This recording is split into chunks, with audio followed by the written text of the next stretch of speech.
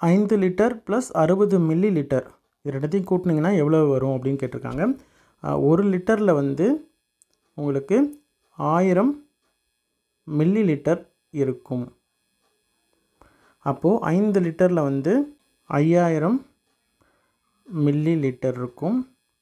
அது கூட வந்து 60 மில்லி லிட்டர் ஆட் பண்ணிங்கன்னா 5060 மில்லி லிட்டர் சரியான விடை. ஒரு பெஞ்சில் வந்து 6 மாணவர்களை உட்கார வைக்கலாம் அப்படின்னு சொல்லியிருக்காங்க. 210 மாணவர்களை உட்கார வைக்க எத்தனை பெஞ்சுகள் தேவைப்படும் அப்படின்னு கேட்டிருக்காங்க.